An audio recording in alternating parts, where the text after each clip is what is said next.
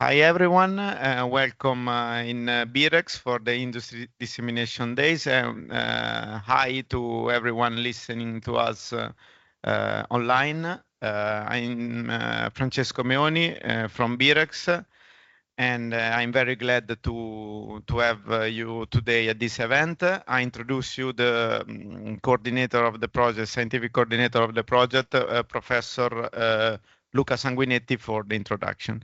Thank you, Luca. So thank you very much, Francesco. So welcome everyone.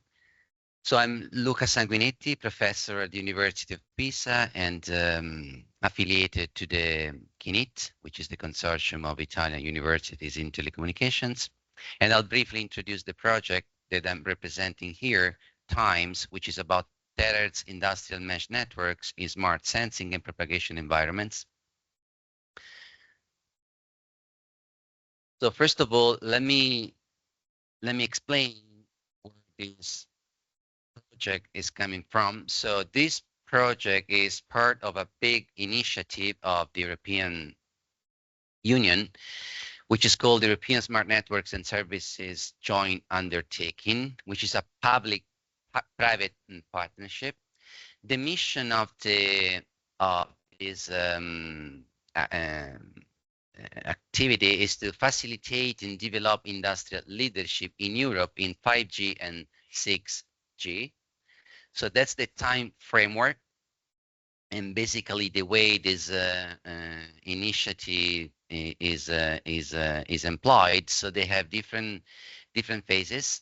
In particular, they have phase 1, phase 2, and phase 3 along the, let's say, the journey that will take us to the 6G standardization. And they have operated according to, so far, according to 3 codes, code 1, code 2, and code 3. TIMES, the project that I'm representing here, is part of the code 1, where 35 projects were funded. And then in code 2, 28, code 3, 16 projects. So overall, we have more than 75 projects that belong to this initiative. So this is the list of the project portfolio of the European initiative, covering different aspects of 6G networks, going from AI, digital twins. So this is quite small here, but anyway, so high frequency technologies where TIMES is actually involved. So regarding the project TIMES, so this is the project website, is composed by, the consortium is composed by 10 partners. We are representing 5 UE countries. So CINIT is the coordinator of the project from Italy. Then we have 2 Braunschweig, Germany, CNRS, Stuttgart, Germany. Then we have 2 different research institutes, Fraunhofer and BIREX. And then we have industries, Huawei, Telenor, Etna, and finally we have a small and medium enterprise, and Terrell from Spain. So the project is targeting different, let's say, verticals. The main one is the industry 4.0 or 5.0, so it's the manufacturing, and then healthcare and automotive are also verticals that are basically a target for the project. So regarding the vision of the project, the long-term vision of the project is to develop a smart radio ecosystem in a complex scenario like the industrial scenario, which is represented here in this picture, where we have different different devices that should, big and small devices, fixed and mobile device that should communicate through high frequency technologies. And the 3 different pillars to implement this vision are basically the high frequency technology. We want to take advantage of terrestrial communications, the high frequency bandwidth that is available at those frequencies, to replace wired connections, wired networks. We want to also take advantage of what is very popular and very, let's say, interesting for 6G networks, the smart propagation environments, want to take advantage of the technology, which is called large intelligent surfaces or reconfigurable intelligent surfaces, to develop a smart propagation environment that can help the THz networks to facilitate the communications between the different actors in the network. And also another pillar that is quite which is fundamental for the vision that we have is the integrated sensing communication pillar, where we are basically integrating the communication and sensing capabilities of the network enabled by the high frequency communication bandwidths to integrate the two different sensing communication aspects of a communication network. Regarding the way to achieve this long-term vision, we have identified 8 objectives. First of all, we have spent, especially the first year of the project. So we are actually, I didn't say that. So we started almost 3 years ago. So we are 2.5 years into the project. So during the first year, we have spent time to define the use cases and requirements for the future industrial applications that we are targeting. And during the, let's say, first and second year, we have posed a lot of attention into the development of new channel models. So we need accurate channel models to test the algorithms that we're going to develop into our industrial setting. In addition to this, new physical layer, MEC layer solution for high frequency communications and networks. And then we have developed different, you will see later on, we have developed different components of the devices, the THz devices, the front end, the antennas, and the intelligent reflecting surfaces are also part of the hardware that we are developing in the project. Then we have paid attention to the multi-goal mesh network, and finally the integrated sensing communication part is a major objective of the project. Then the final objective, which are basically 7 here, one is missing anyway. So the final objective is to realize and validate the different algorithms and technologies that we're going to develop into 2 realistic EOC proof of concept in real industrial environments. So this is the expertise of the partners in TIMES. So just to let you know, if you're not familiar with these big 6G projects or European projects, so you need to come out with a consortium which is quite diverse and very much complementary in terms of expertise. So we have partners with expertise in system architecture and requirements, circuits, components and packaging, antennas and reconfigurable intelligent surfaces, channel measurements and modeling, communication sensing networks that we have expertise in this demonstration, and also pre-standardization activities. Okay. So regarding the previous experience that we are building on the project, so we have 4 partners which were together in a different project, and they were the first. The project was TOR project.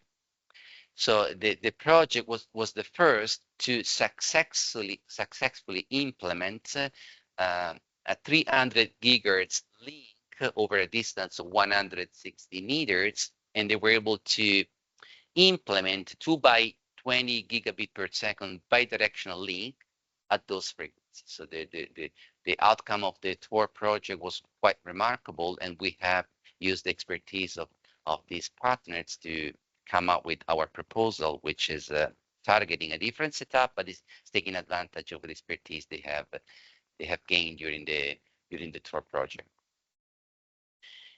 So regarding just a few words, I mean, Francesco will tell more, and Gabriele will tell more about the talk that we have in mind in TIMES. So this is the first one, the BIREX talk, which is going to be implemented in the pilot plant of BIREX. The idea is to consider mobile devices which are going to be connected to the network by using high frequency communications in the THz bands, and will take advantage of the smart propagation environments that is needed to provide coverage when you operate the system at those frequencies, which are very good to transfer a lot of information, but they are quite challenging in terms of propagation loss and coverage So the second one is the one that we're going to implement in a Etna. This is a different is a different proof of concept, in the sense that we're trying to actually we're actually trying to implement a proof of concept that is targeting high throughput setup. So we have many machines that are collecting a lot of data, and this data has to be transferred. Instead of using the wired connection, has to be transferred by using the high frequency bands. That's it, a very short introduction of the project. So you can follow us on the website. We have different social media active: Facebook, Twitter, LinkedIn, and YouTube. And I'm glad to leave the floor to the other partners that are involved in the project. Thank you very much.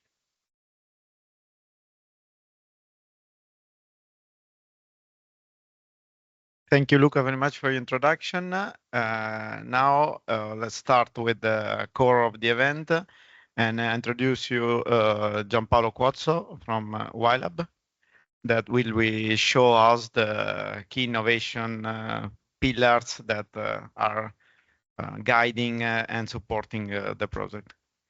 Thank you, Giampaolo. Thank you, Francesco, and good morning, everybody.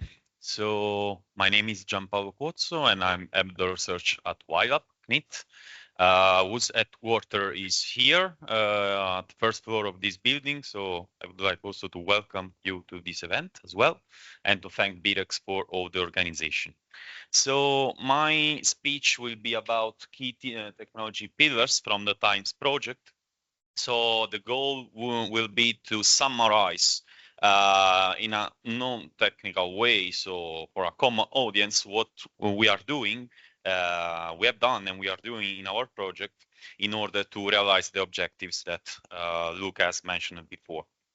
So the outline of my presentation will be very short and very precise, in the sense that I would like to provide first a motivation why we are studying THz communications, and then I will provide some key technology pillars that we are investigating, what we have done, and what problems are still to be solved, and then I will draw some main conclusions about what we have done.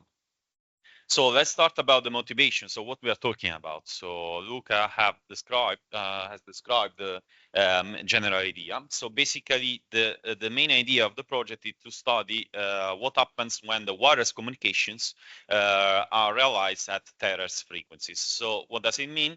If you see here the frequency axis, where there are different services and electromagnetic waves, you see that basically we have a first portion characterized by radio waves and microwaves, where basically where the current system works. For example, 5G, Wi-Fi, and other technologies work in that region of the spectrum. On the other hand, going upward, you can see that there are other technologies, for example, infrared, the visible light, also ultraviolet, X-rays, which work in the upper part of the spectrum.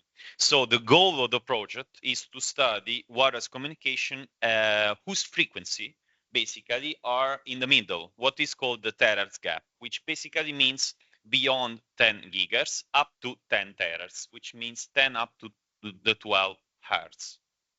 And so, as I said, this is the focus of the project. So studying what happens when wireless communication work at this range, in this range of frequency. So these were the main concepts. So let's understand. I would like to let you understand why this might be interesting. So let's start about the pros. So the advantages of doing so.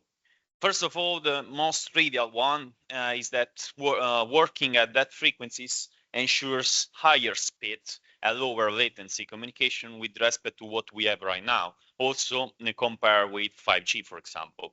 So an example can be that a 10 gigabit file can be theoretically transmitted in 80 milliseconds with a bitrate of 1 terabit per second. So just to let you know what does it mean. So this will, of course, enhance a plethora of new applications and services that are currently not really possible with current technologies. For example, XR gaming, this can be an example, holograms, but also live concerts where singers, musicians are not located in the same place and then can work together and sing together in a synchronized way. So these are, for example, example of applications that this technology may unleash.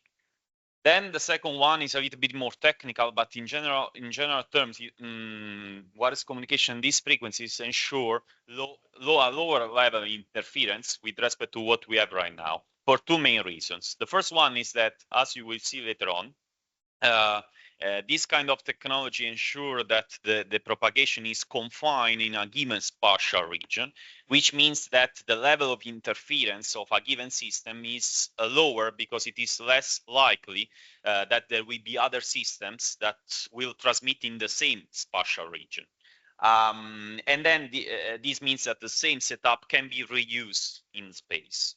And the second reason is more related to actually how the spectrum is managed, in the sense that the scientific interest in these frequencies is motivated by the fact that basically there are no this kind of spectrum, the THz gap that I shown before, is not so crowded as, for example, the 2.4 gigahertz band where the Wi-Fi operates, because the standardization entities have identified a few other systems that can work there, in mostly passive systems, for example, for radio astronomy applications or exploration by satellites. So this is also another reason why this kind of system may suffer from low interference.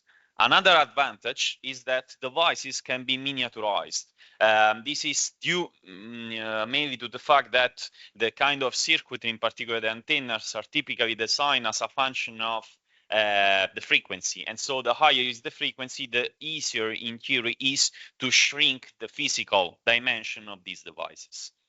And this, of course, is very useful, for example, for in industrial cases, which is the aim of TIMES, because having tiny devices can be easily embedded within machines. So this is another reason, motivation behind the project.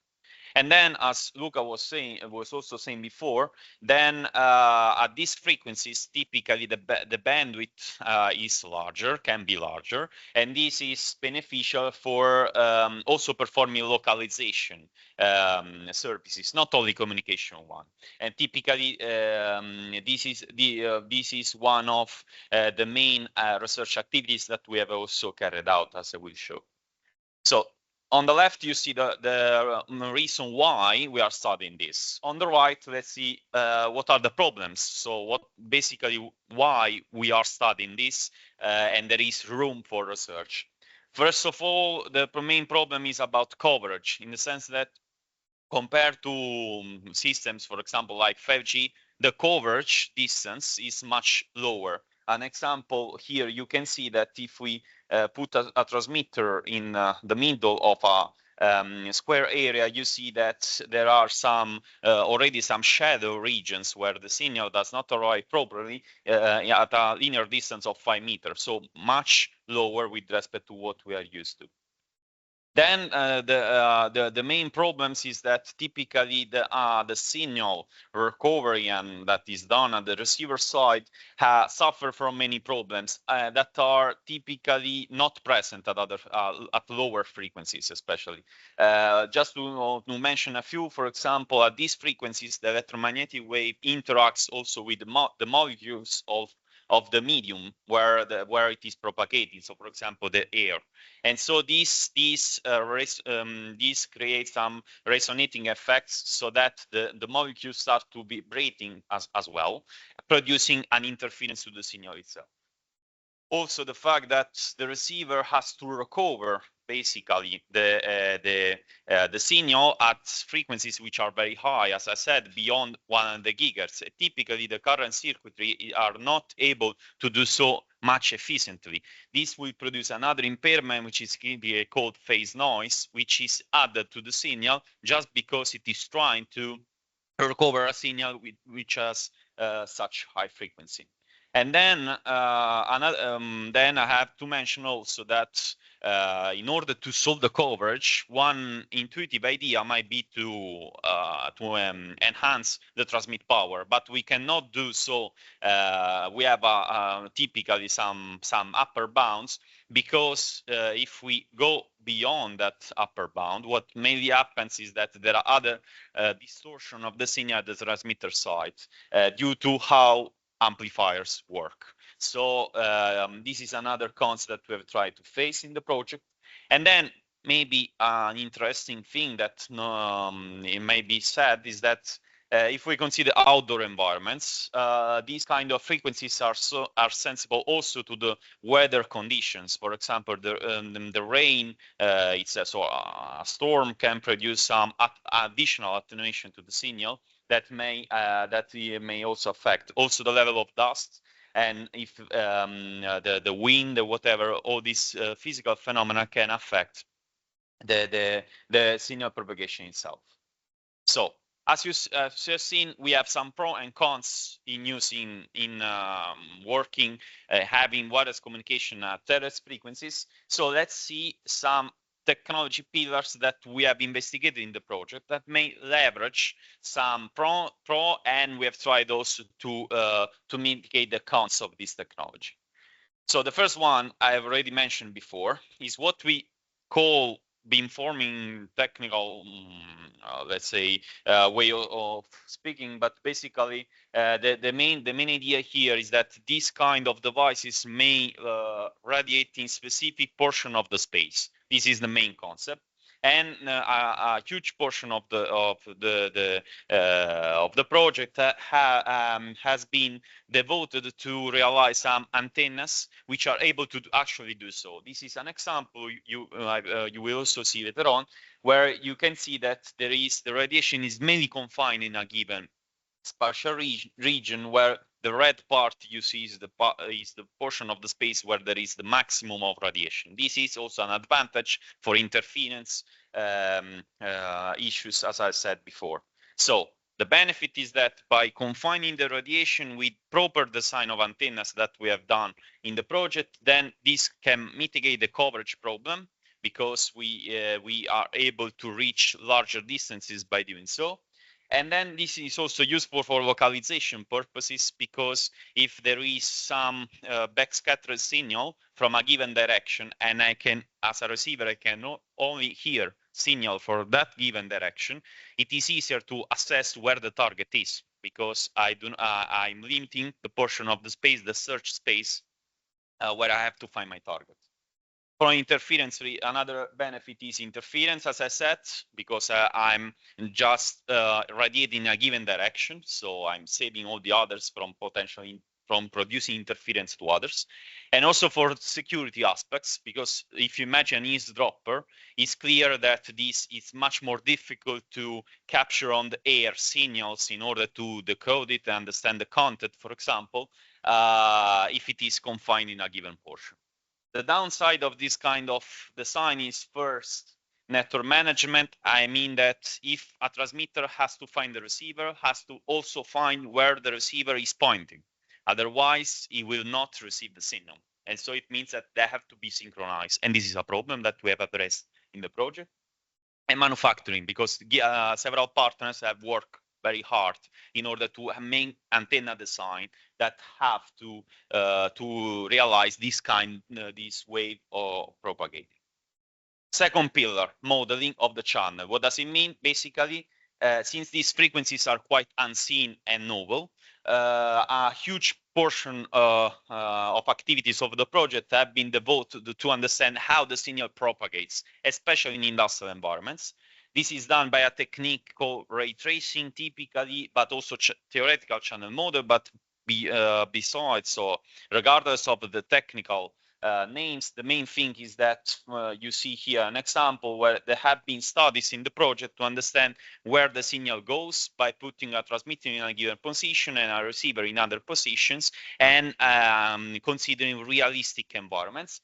And for example, the second one that you see is a BIREX pilot plan, where we have made studies to understand the propagation within that kind of environment, assuming a transmitter located where actually it is. Okay, but regarding the modeling, because this is useful to understand how the system can really behave, one of the main key technology pillars is what we have called smart propagation environment. So the main concept is the following. So typically, the approach that have been done in order for all technologies, Wi-Fi, Bluetooth, but also 5G, is to design the transmitter and the receiver according to the environment where they have to be deployed. The key idea here, due to all the problems that you have seen of this technology, is to do the vice versa, which means to design the environment, so to shape the environment, so how the signal propagates in the environment, in order to be adapted to the transmitter and the receivers that you would like to insert. How to do that? Basically, to install appropriate devices within the environment that can shape how the waves propagate in the environment. An example. So consider an example resulting from the project. You see here on the left a scenario where you have a transmitter there, where there is the red dot here. That is transmitting, and then there is a huge obstacle here, the gray portion. You see that we have a shadow zone where basically the signal is not able to be received because it is obstructed by the obstacle.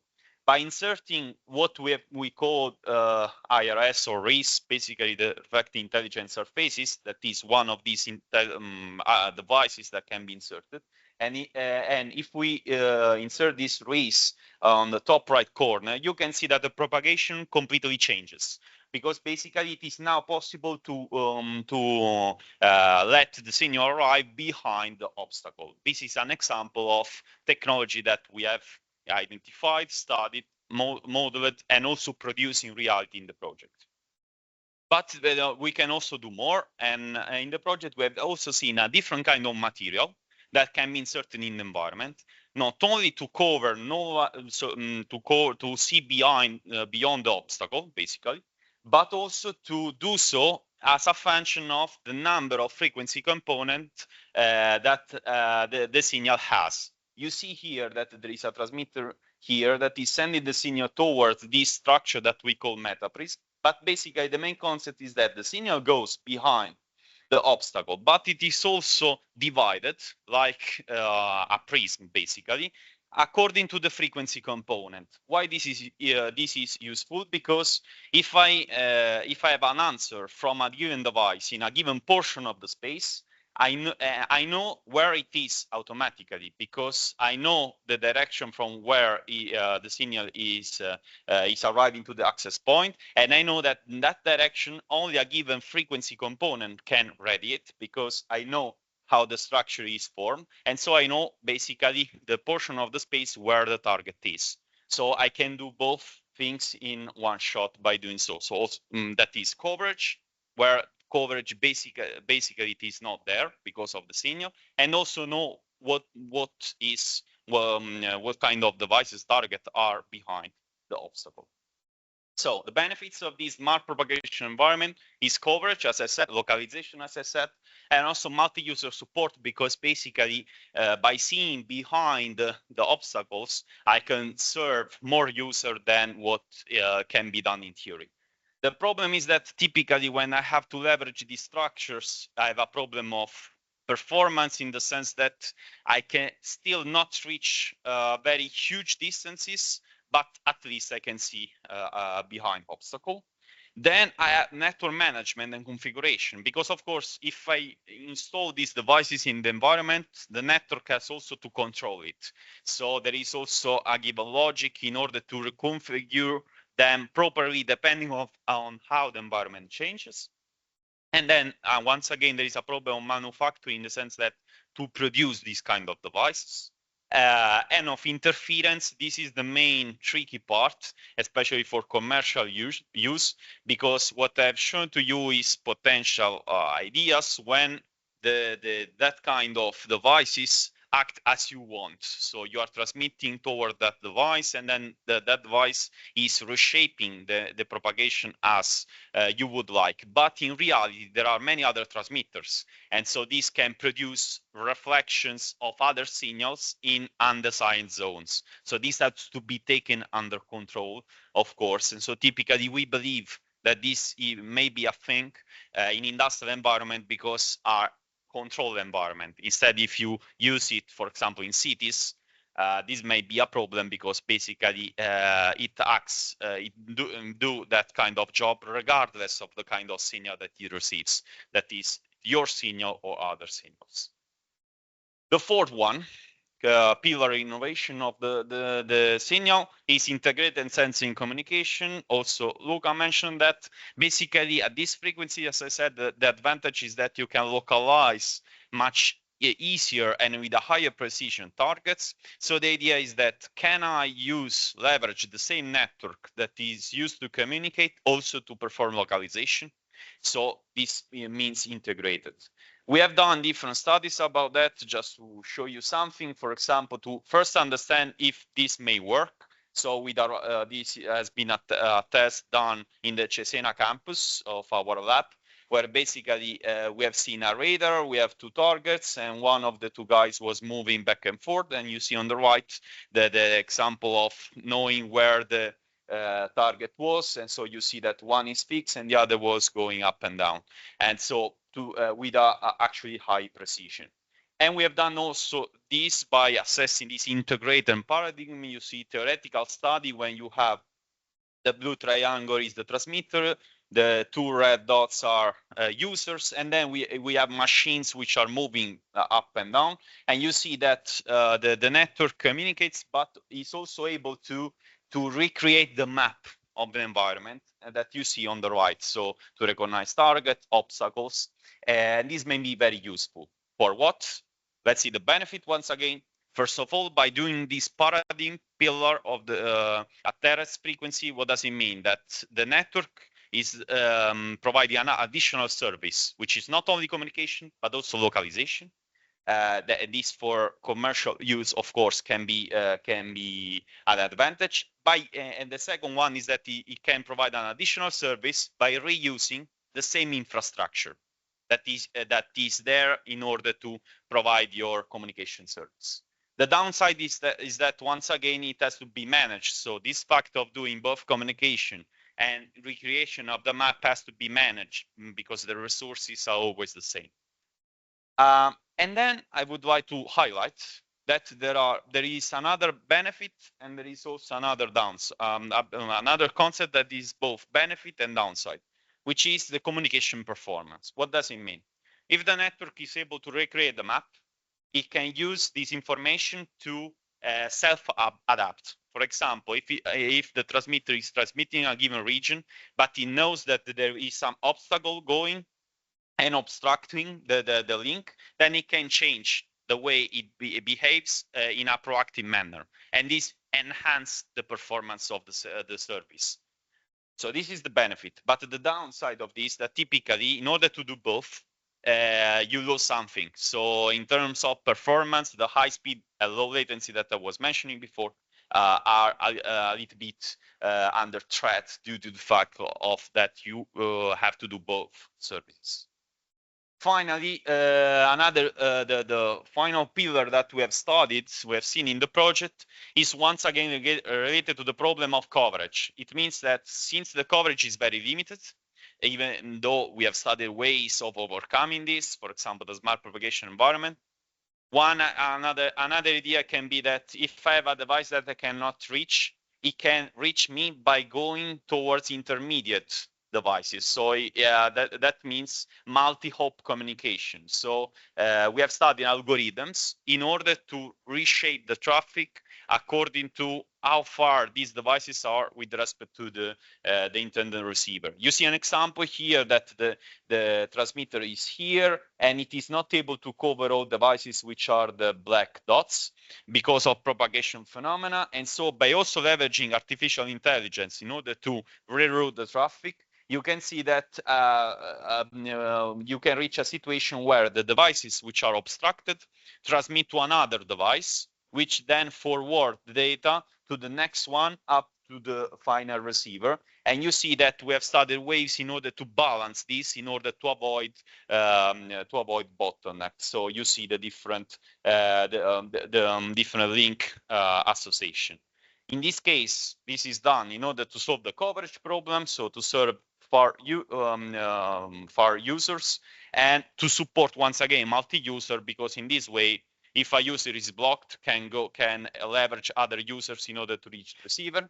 The downside is that this once again has to be managed, so the network has to do something more in order to tell the devices how to reshape its transmitting way towards our other devices. So these were a very brief recap of the main pro and cons of the technology and the main pillars that we have investigated in the project and why we have done so. So we have seen that wireless communication, these frequencies have potential benefit, for example, in terms of performance and new services. There are still technical problems to be solved in how to produce the signal, the transmitter, how to demodulate it at the receiver, whatever. But what the project has done in this topic: first, theoretical models, for example, in how the signal propagates. Second, algorithms in order to manage all the different things that I'm showing you before. Third is simulators. We have produced simulators that have been validated also with real experiments that actually simulate how the network can behave in a given environment. Then, as you will see, we have also produced real hardware doing what I've said. And as Luca was saying, we are working on demonstrating these benefit and these innovations in real world by means of two proof of concepts. So to finalize, what's missing? So we are mostly reaching the end of the project. So what's still missing for this technology, at least in my view? First of all, further innovation, because not all the problems that I have shown to you have been solved, but we have tried to advance the research in this field. But regardless of this, the main thing is that the main missing part is the hardware, because we have worked a lot on this, but there is still work in order to produce commercial products in terms of cost and easy to use approaches. So because simplicity always wins, and there is still a lot to do on this.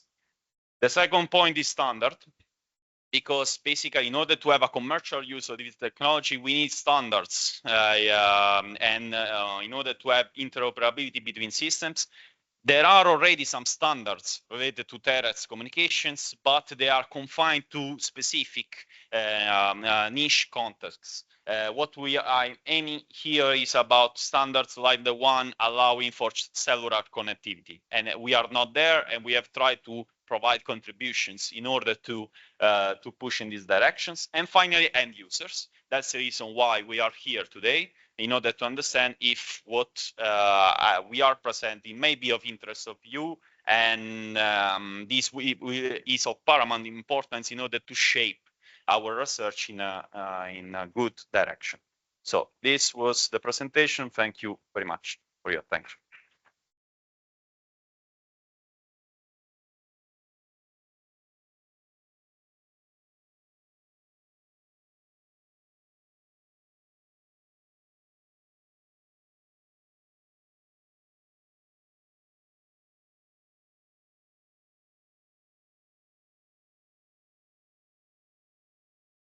So the next presentation is from Anteral and Fraunhofer about the hardware and technology of the TIMES project. So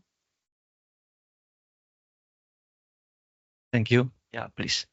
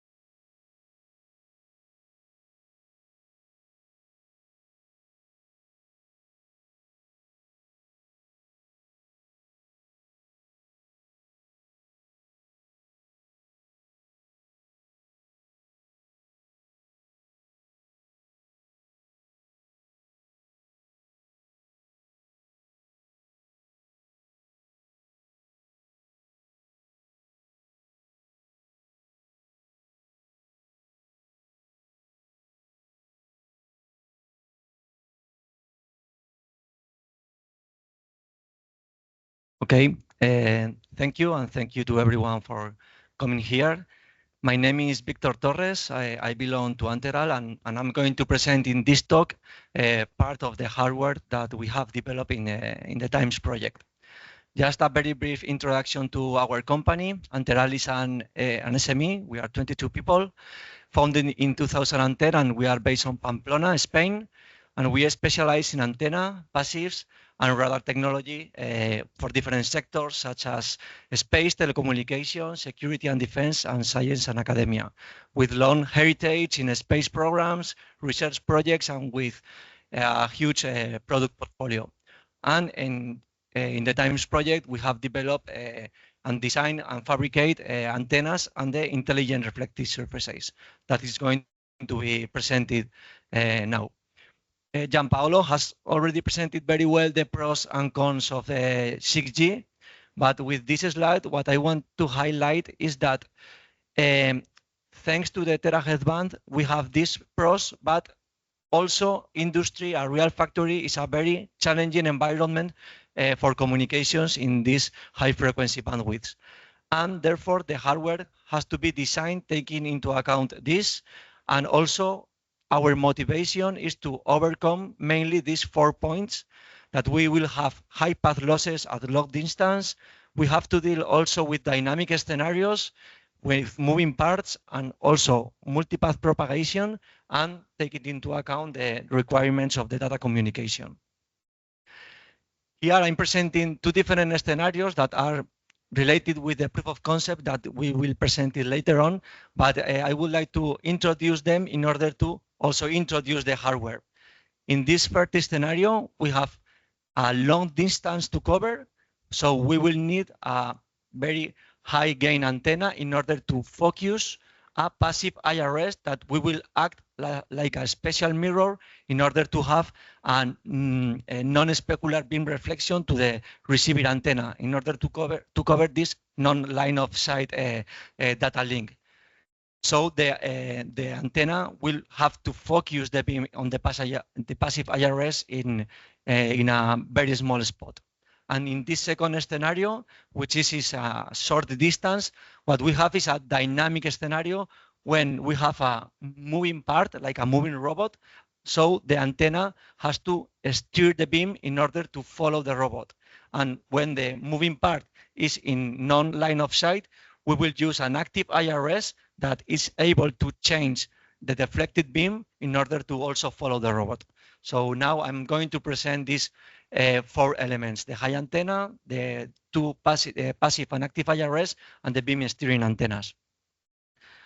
For the high antennas, we have designed, fabricated, and validated high gain less horn antennas.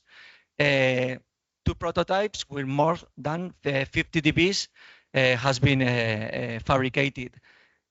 These are some pictures of the antenna. They are like a cylinder made of aluminum, and the white part is the hyperbolic lens, which is made of a polymer, a plastic material, at the P1000, and they are designed to cover the full frequency bandwidth of the D-band between 220 and 330 gigahertz. The fabrication process is milling, and the length and diameter is around 20 centimeters for a total weight or less than 2.5 kilograms, which is quite light and small size for such a big gain. This is the radiation pattern of this antenna. This looks like a pencil. All the energy has to be focused in the broadside direction and with a very small spot in order to reach very long distance and overcome the propagation losses. And also the secondary lobes of this antenna has to be very small in order to not point to other directions and to avoid multipath propagation or interference with other parts of the environment. This antennas has been characterized at Anteral facilities. You can see there a picture of the antenna without the red paint.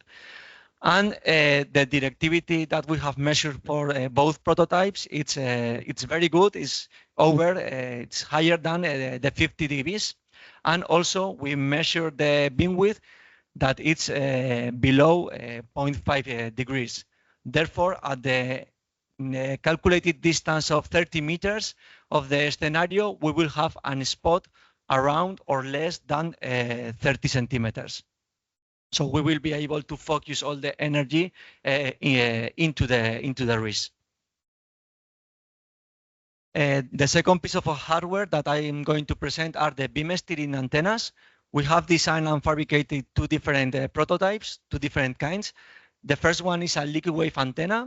This picture of the real prototype. It's also made of aluminum, and it's also designed to cover the full frequency bandwidth. The fabrication process is milling and also laser, but this antenna is much smaller than before. The length is only 5 centimeters, but 2.5 centimeters 8, and width of just 2 centimeters, much more lighter. And also some details of the manufacture. Here you can see the input waveguide, which is very small. Some of the inner channels in the structure, and probably the most important part that creates the steering of the beam is this array of very narrow slots. This dimension is just a few microns, are made by laser, and the accuracy of the slots, it's better than 1 micron, the accuracy in the fabrication. And this is also a detail with the apertures, because here we have like 2 different apertures. And this is the simulation of the radiation diagram of this antenna. You can see that at the upper part of the frequency band, the antenna is pointing to 0 degrees, but as soon as we move in frequency, the antenna is changing the direction beam, the radiation beam, to other angles. So therefore, if we change the frequency bandwidth of the channel, we are able to follow a dynamic target. This antenna has also been characterized by our colleagues of CNRS in Lille. You can see here a picture of the setup. The antenna is here, and this is a moving arm, like a robot, that is following the full radiation angles. And here you can see a comparison between the simulation of the measurements, which are the measurements, the performance is very good. We see just a shift in frequency, but the antenna is able to cover the full frequency bandwidth and also the desired angle variation. So the agreement is quite good, and also what we have is a variation of 0.34 degrees per gigahertz. The second antenna that I'm going to present is also a beam steering, but we call it a phase delay line antenna. This is a picture of the real prototype and how it looks like. It's also made of aluminum, and this antenna is designed to cover less frequency bandwidth, just the upper part of the B-band, the D-band, from 275 to 325 gigahertz.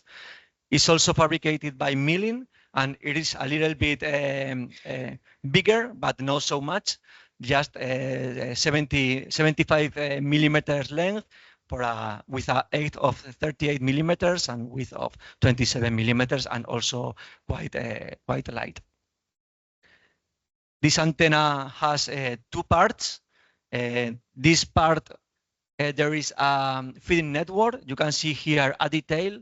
This is the input waveguide, and this the energy in the input waveguide is divided by this feeding network, and the feeding network feeds an array of very, very small pyramidal horns that radiates the energy. And thanks to this array, this aggregation, we are able to change the steering of the beam. And here you can see again a simulation of the radiation diagram. At the center of the frequency band, the antenna only radiates in broadside, but as we move to different frequencies, the main beam also moves to different angles and to other angles in order to create different transmitting directions. This antenna has also been characterized by CNRS, and here we can see some of the measurement results that are also in very good agreement with the simulations. For example, close to 300 gigahertz, we have a single beam at broadside, and for example, at the upper part of the frequency band, we have the different lobes at the different angles. And here, a comparison between the simulation and the measurements for the sweep variation of the angle. Here, the agreement is excellent, and we are able to sweep 2 degrees per gigahertz between the frequency bandwidth of operation. And finally, the third piece of hardware that I'm going to present is the intelligent reflective surfaces. I will start with the passive ones. We have designed and fabricated 2 different prototypes with 2 different performance. This is how it looks like. This is a silicon wafer of 10 by 10 centimeters. And on the silicon, metallic patch arrays are deposited, printed. You can see here a microscope picture detail, and also a detail of the smallest particle, this square, that is 20 by 20 microns. Here are some manufacture details of this structure. It is fabricated by photolithography. So it's made by a photoresist, is deposited on the silicon wafer, and by means of exposure of ultraviolet light and with a metallic pattern, we are able to create a metal deposition with the correct shape that we need. This is another picture of one of the other prototypes. And here are some details of the structure. It's made of silicon.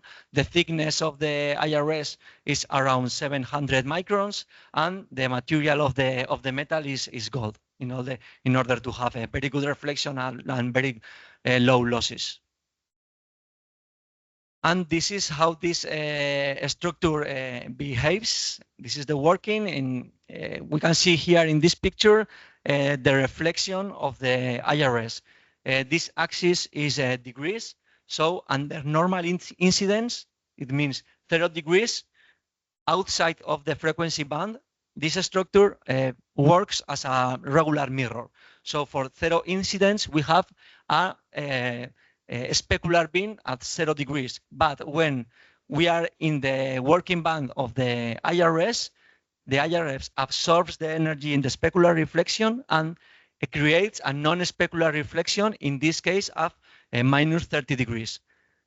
This is how this structure behaves, this prototype behaves. But in the other prototype, for example, what we do is something different. Under a specular reflection, for example, the green line is for 0 degrees of incident. we have different beams, not only one, but in the working frequency, we have the specular reflection, but also the non-specular reflection. So this allows us to have more flexibility in creating different data links within a industrial scenario. And for the real implementation in the POC, we have fabricated a panel of 3x3. When we attach 9 of these square wafers in this kind of a structure, you can see here 2 pictures of the prototype that it will be used. So this structure is 30 by 30 centimeters. That, if you remember, this will fit in match with the spot that we will have with the high gain lens horn antenna at 30 meters. This IRS has also been characterized at CNRS. You can see here a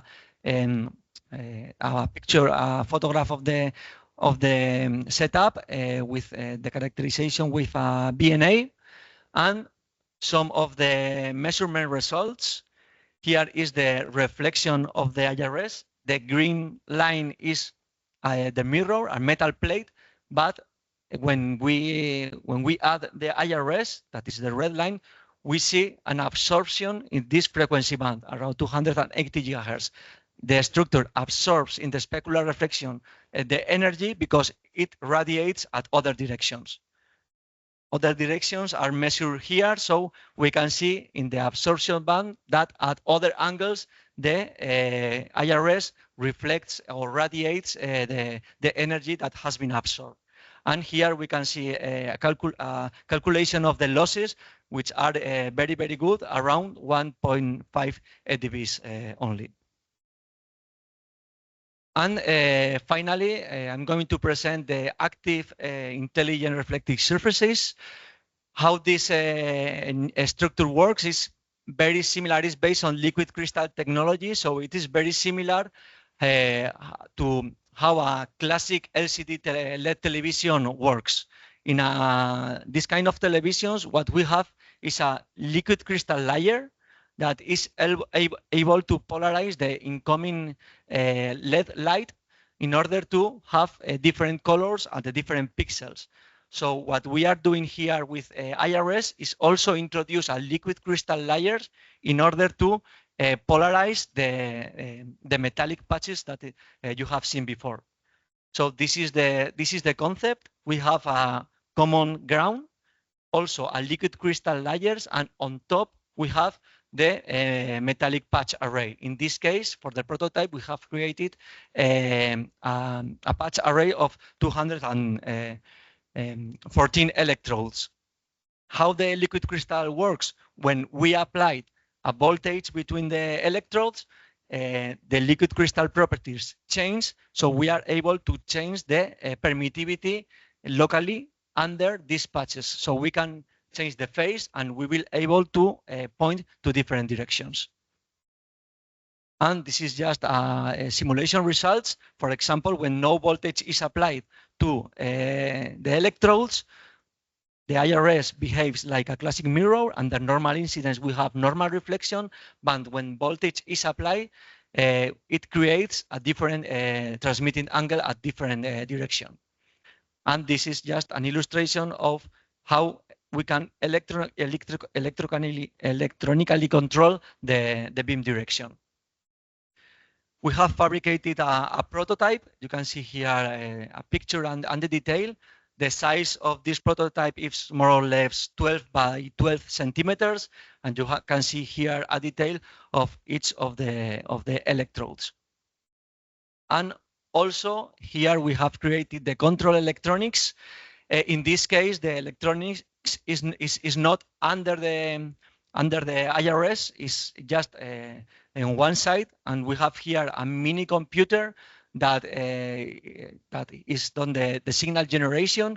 Also here a feeding network for the electrodes, and also a different PCB that controls the DC input power and the voltage control of the electrodes. But in a future device, all these electronics will be integrated behind the structure.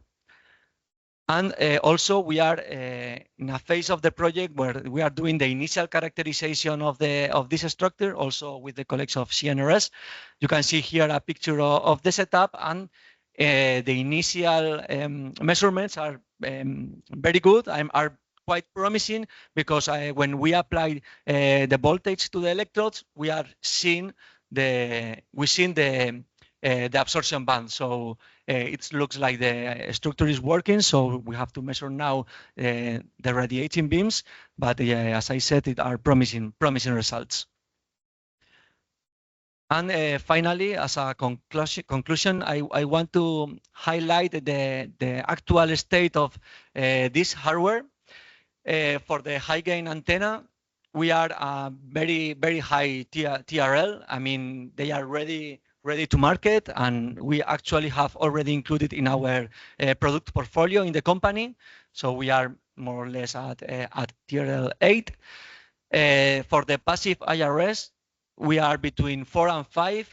We have already characterized in the lab, and also the colleagues from the University of Brunswick are validated in a relevant environment, the passive IRS.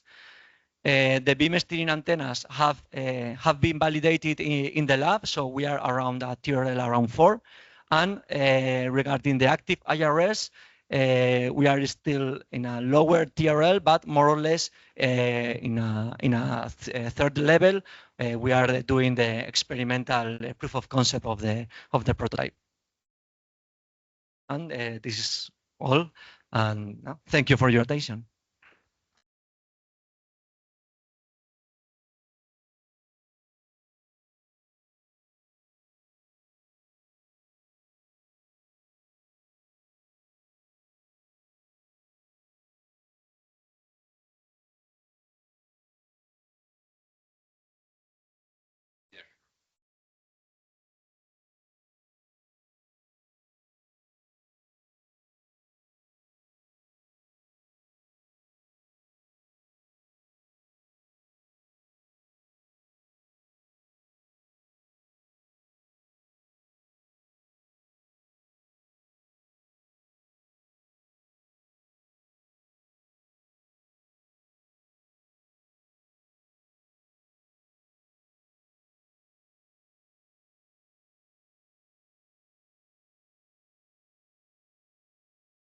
Perfect.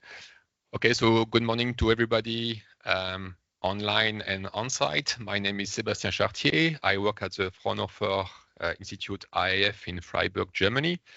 And today I'm going to show you, let's say, a brief highlight. I only have 10 minutes about our activities regarding 6G within the TIMES project, and a bit wider altogether in national and European project. The outline is extremely straightforward. Introduction, the technology we are using. We are a semiconductor research institute. I'm going to introduce you to our technology portfolio. Some chips which we are using within and with outside of the TIMES project, and some system demonstrations which are strongly related to the TIMES activity. And finally, I will conclude. So yeah, I very much like this slide because it shows the evolution of mobile communication over the different generation. I won't go into the details of the previous generation, but basically we see a trend towards a fascinating application targeting the next generation of mobile communication, 6G, among many others, but digital twins, virtual and augmented reality, telepresence, teleoperation, autonomous driving and flying, of course, and some two applications which are maybe not too often mentioned, which I find fascinating as well. One was mentioned before, is what I personally called data shower or burst mode. In a moving platform, battery base, you of course want to save energy, and the idea is to offload the significant amount of data over a very short period of time. Another application which is not mentioned very often is what I personally call whisper radio. Of course, as soon as you go wireless, data safety becomes a significant issue. And the idea is to use, let's say, your worst enemy as your best friend, and that is the significant attenuation that you experience at the terahertz regime.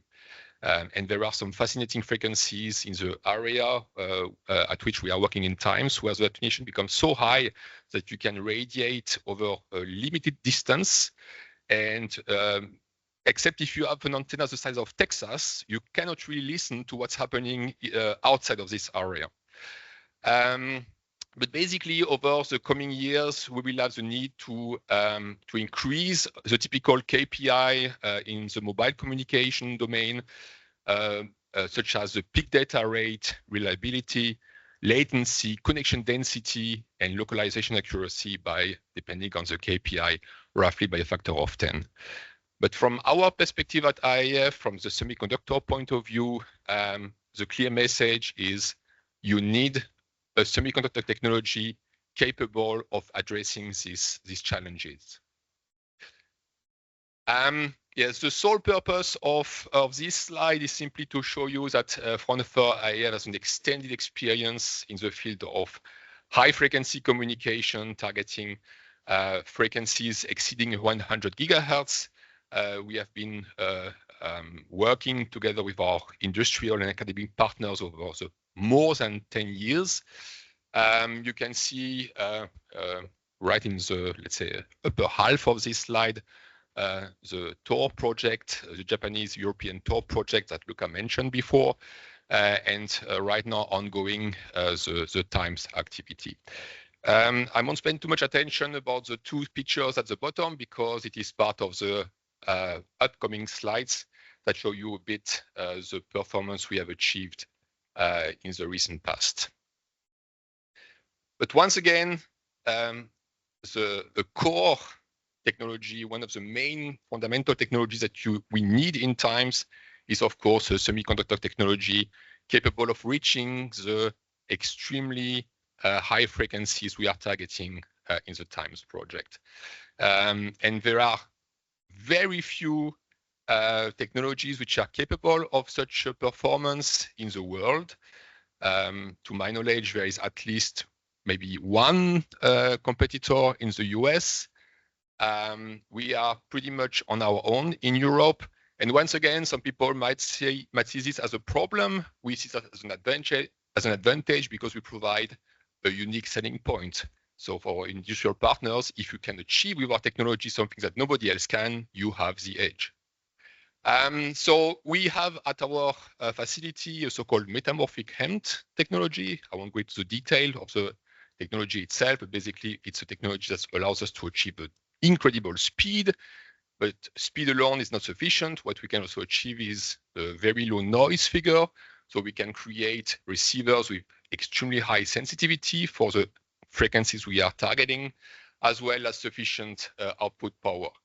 Now, sensitivity is very often overlooked, and that's wrong because, of course, the higher the sensitivity of our system, the less power you need to spend on the transmitter side, leading to a significant power saving.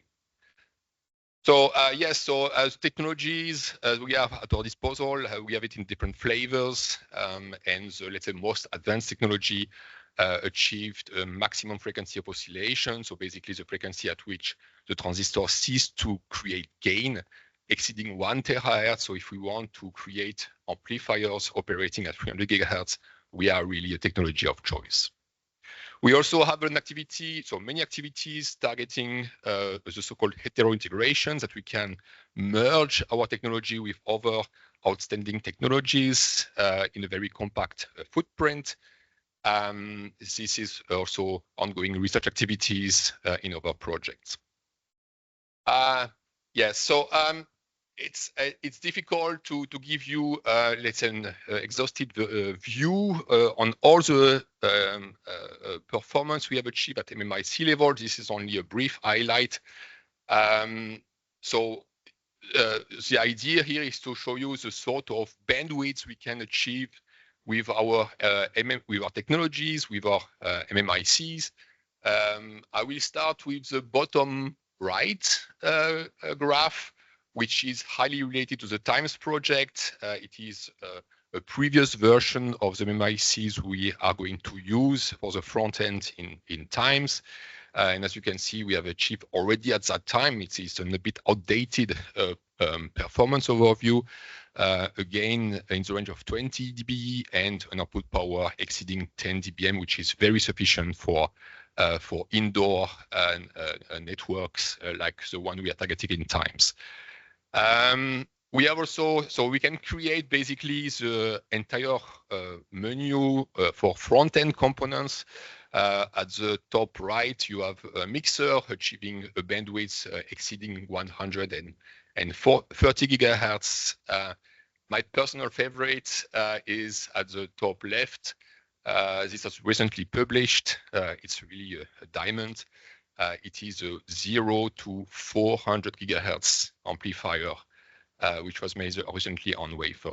So basically what you can achieve is high power, very high sensitivity, and this is the ideal candidate from the semiconductor point of view for high speed, high resolution. So high speed communication and high resolution sensing. And the next two slides, basically they are demonstration at system level for previous activity. The next two slides, and basically the next step at the system point of view is TIMES.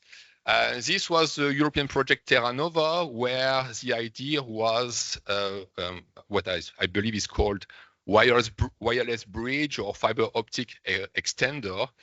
And we use the frequency which we are actually using also in the TIMES project.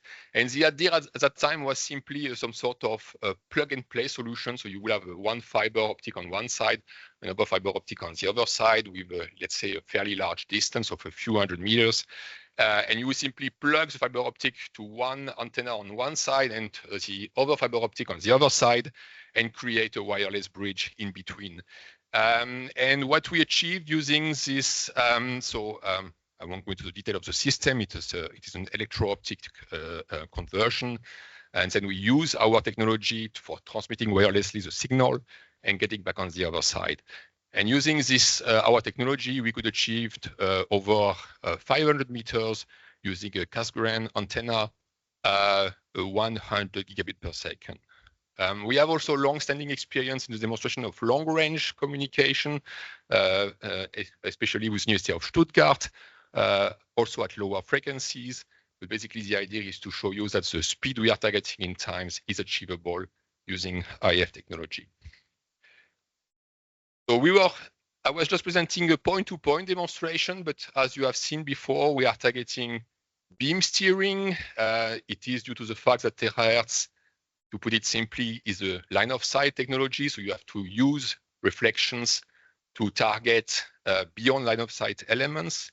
And this actually, Luca was asking yesterday about our industrial partners. I have the chance to mention this one because it is a publication which we have recently published with our partners from Fraunhofer HHI and our industrial partner for Korea, LG.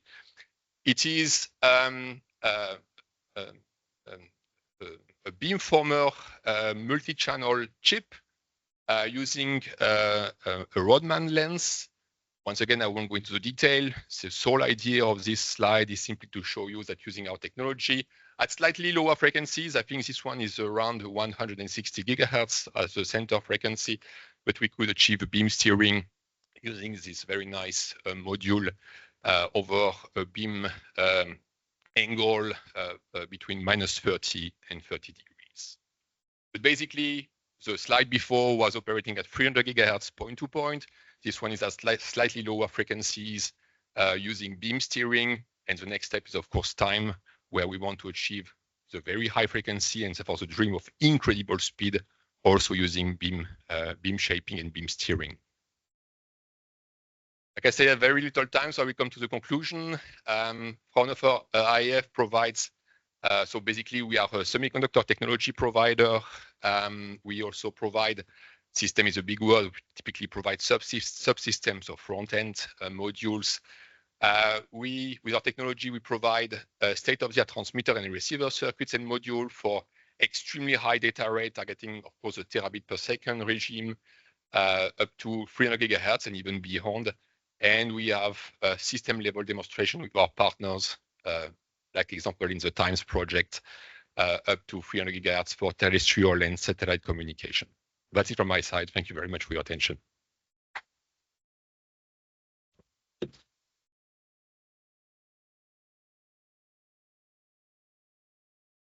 Welcome back. As promised, Malte will speak about the standardization part. In my opinion, this is a pretty much, this is very important because we are working on a field that it is not, let's say, an industrial staple. So this work, which is included in the project, is very crucial to the industry application. So thank you very much, Malte. Thank you very much. Okay, hello everyone. My name is Malte Schellmann. I'm from Huawei German Research Center in Munich, Germany. I'm today replacing my colleague, Mate Bohmann. We have a pretty similar first name, but still different persons. Okay, thank you. Yeah, still different persons. I'm talking about pre-standardization activities in our project. The slides I present today have been prepared with kind support of my colleague Tommaso, who's also here. Good. Let me first start with some high-level picture. So we heard some very nice motivation from Giampolo, why we are doing terahertz research, and I would want to give you an additional perspective, and that is why we do terahertz research in the context of 6G. So what you see here is the main pillars, or we call it key capabilities of the 6G smart network. And if you look at the top, you see native AI and networked sensing as two key pillars. Native AI means artificial intelligence will be woven into the system structure, and it will change the way how the nodes will communicate and also how data will be processed in the system. And then we have network sensing. We already learned about that. The system will be able to learn about the environment and use that information for improving the communication capabilities and also improving the quality of experience for the user. It enables possibilities for predicting future quality of services, things like that. So in short, we can say 6G will go beyond communications to be a platform for AI and sensing. And that is now where terahertz comes into play, because when we look at networked sensing, sensing is not only localization, it is actually getting information about the environment. It's about imaging and detection of objects. And that can be done with signals that have a broad bandwidth. And as we learned already today, in terahertz, there's abundant bandwidth available. And that's why we are looking at this in the 6G perspective. And why communications? Because in future 6G systems, sensing and communication is integrated, so there will be no individual sensing signal. Each signal that we have there will be used for both purposes. Okay, having said that, that brings me to the standardization activities we have here. When we started the research, there was actually no 6G standardization ongoing, but what was there is a so-called pre-standardization activities, which paved the way for technologies towards the standardization in 3GPP, and that is done by the European Telecommunication Standardization Institute, short ETSI. They have a facility that is called Industry Specification Group, and such a group has been established for terahertz in the year 2023 by a total of 58 members. That shows the high interest in this technology in this group. And actually 4 of the TIMES partners, which you see here below, are founding members of these ISG terahertz. Yeah, and in short, the objective is to establish the technical foundation for the development and standardization of the terahertz technologies. On the right-hand side, you see here the different work items, in short, WI. So they look at, in work item 1, they look at use cases for telecommunication systems. Work item 2 is on the particular bands of interest for the terahertz communications. Work item 3 is on channel measurements and modeling, and the work item 4 on radio frequency hardware modeling. And if you see from the topics and from comparing with the previous talks that there's already quite some relation, and that also gives the ground for the contributions that we have made there from the project. So we have several contributions from the project to these ISG terahertz. They have all been done by the TIMES members in the project that I showed on the page before, and There are actually three topics where we contributed. One is on use cases for terahertz communications related to the industrial applications. Second one is measurements and modeling of terahertz channels in industrial applications. And the third one is on a characterization of terahertz hardware components. Here, a quick overview. So it's basically addresses the work items 1, 3, and 4. And each of these work items aims to produce a so-called report, group report. That is the acronym GR is used for. And you see here the three group reports in the middle. So the first one looks on the use cases. There we have contributed corresponding use cases from the project. The third one is on channel measurements in terahertz band, where we contributed results from the project as well. The report has just recently been issued end of 2024. And the last one that was issued beginning of this year was the work item 4 on the hardware modeling. And there we have contributed a characterization of the RF impairments of terahertz devices. Okay, let's go a little bit into more detail to take a look what the exact contributions have been. So first of all, there were several use cases that we contributed, mainly these 4, which are listed. The first one is on predictive maintenance and diagnostics. Why do we need terahertz there? The idea is that you continuously monitor the status of the machines and of the tools that are in use. And you try to analyze whether there are any anomalies that you can detect early and then replace erroneous parts before it comes to a system shutdown. This, of course, requires continuous sensing and continuous communication with a monitoring system, and that's where terahertz is quite useful for. The second one is related to the digital twin that we heard already today. We have in the systems from time to time, we need a new commissioning of the production systems. And usually that can be done by shutting down the machines, then changing the setup in the system. But during that, you have a delay in the production process. In the future, you want to do that in a digital twin without shutting the system down. But that only works if you have a lot of information about the normal system operation of the system, and that you need to also continuously monitor and feed the digital twins with that. So that is covered by this use case. Then we have the cooperative transport logistics. That is basically the cooperation of transport robots or transport systems. This is a short-range communication, typically also a high data rate and also sensing information to exchange the information that is needed for the collaborative tasks. And finally, we have a real-time industrial control. There, the idea is that these controllers, these PLC that we have today in the system, that we have that rather in a centralized unit somewhere in the network. So, and that means when everything is controlled directly by the network, you need to guarantee very low latencies and high reliability by the links towards the machines where the system under control is located. And that needs to be done also by, you need to have very high data rate, very high bandwidths to be able to fulfill these low latency and high reliability requirements. As mentioned already, the results are all covered in this report. You could access it under the link below, but there's also a much easier way. Just remember the name, which is ETSI-GR terahertz01. And if you Google that, you find it. Okay, second one, that is the work item 3 that are the contributions to work item 3 on channel measurements and modeling.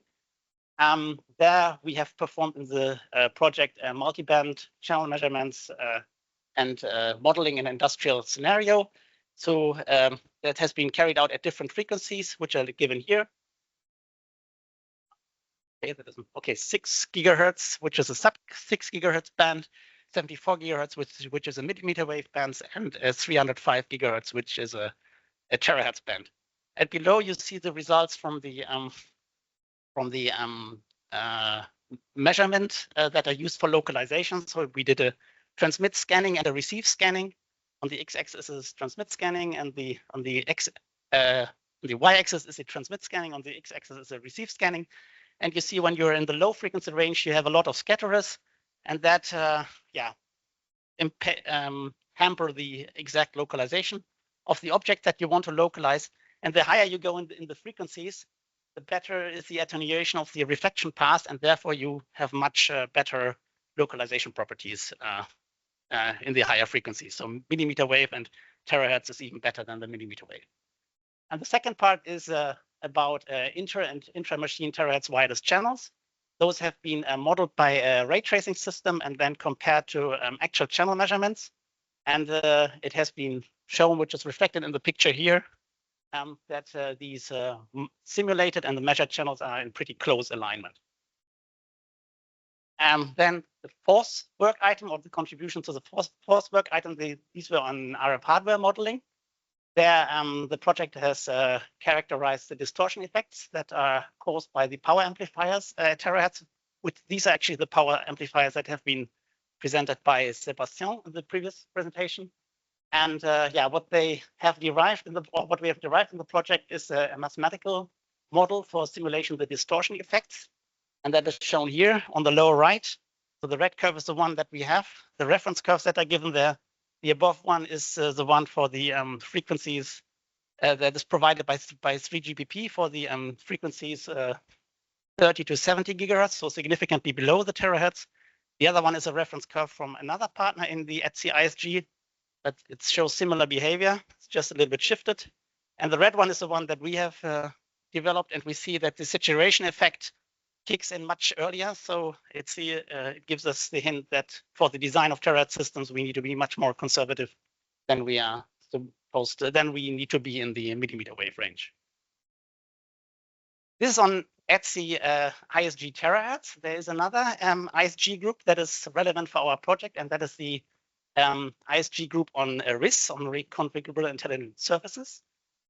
That was already established in 2021. Currently, they're in phase 2, so in the 4th year. And there's a strong liaison with ETSI ISG terahertz. We didn't have direct contributions to this ETSI ISG RIS, but there are actually topics which have a close relation to that. And as said, thanks to this liaison, there's a direct exchange of information between the two ISGs. And yeah, just to mention them, currently they have an open, so that they have 6 work items already completed, and there are 2 work items ongoing. One is on near field channel modeling and mechanics, which is closely related also to the field that we are investigating here. So on the right hand side, you see such a RIS, and near field means when the channel seen from the RIS, when you can no longer consider the waves reflected by the RIS in its according to the planar model, but you're so close to the RIS that you have to consider the curvature of the electromagnetic waves, and you have to resort to the spherical model. And there are some nice effects. In particular, you do not only have the beamforming capability, but you have the beam focusing capability. That means if you have 2 users in the same direction, you can still serve them in the same frequency by using different beam focusing precoders. And the interesting thing is that this near field scales for a RIS with a given size. It scales with the wavelengths, and the smaller the wavelengths, the larger is the range where the near field applies. And since terahertz has so small wavelengths, it means there's a pretty broad range where the near field applies and where we can take advantage of these effects. Those have been investigated in the project, and as said, some of those are also reflected in this ISG RIS, in particular these beamforming and beam focusing mechanism that I mentioned, and based on that corresponding codebook design. Yeah, that brings me to actually the last slide, mentioning some other standardization and dissemination activities that we had there. We also had some activities in COST Interact, that is a European research and innovation action on mobile and wireless communications. And yeah, there we also had joint contributions from the project, mainly on channel measurements and modeling. There's also another pre-standardization activity, we could say, from the standardization body IEEE, namely the 802.15, called Standing Committee on Terahertz. We also had contributions there that have been made with the jointly with the partners from the TIMES project. And then just to mention for completeness, we also did some promotion and dissemination activities on several European conferences. First one to mention is this CSCN conference of IEEE. That is the one that is directly related to standards. We had there a very nice special session on CSCN 2023 and also 2024. And we had several joint workshops with 2 other projects, which also work on similar topics, the TerraMeta project, I think it was already mentioned today, and also the 6G Shine project. And we had with them also together a joint industrial session in the renowned ICC conference in 2024 last year. And also, that is not added here, also at the EUCNC conference just 2 weeks ago. Yeah, that's basically the points that I wanted to make on the standardization. And yeah, you've seen that slide already. If you have any questions, we can discuss later. Thanks.